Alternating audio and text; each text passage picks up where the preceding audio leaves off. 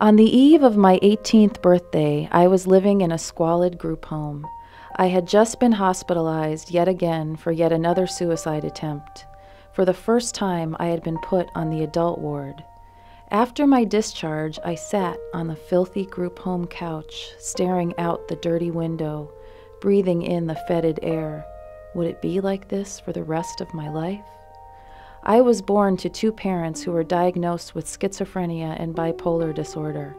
They were told the best they could hope for was symptom alleviation, no real recovery. I remember my father, full of ambitions in business, so over-medicated that he slept for over 18 hours a day. My mother, an artist and a poet, struggled mightily to paint and to write when the cocktail of psychiatric drugs she took blurred her vision and made her hands shake violently.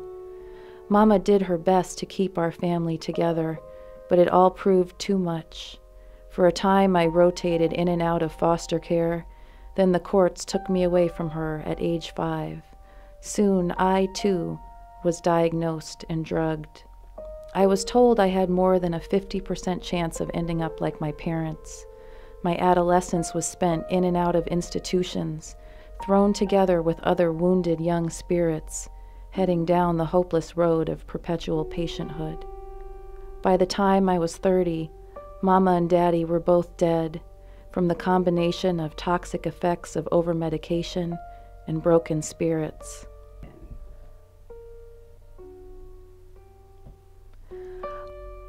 I often think back to my 18-year-old self sitting on that couch, just out of the psych ward.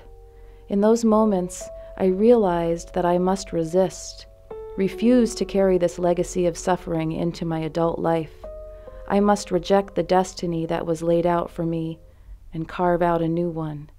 I would not be that 50%. Beyond that dirty window, life was waiting for me. I made a decision to live it.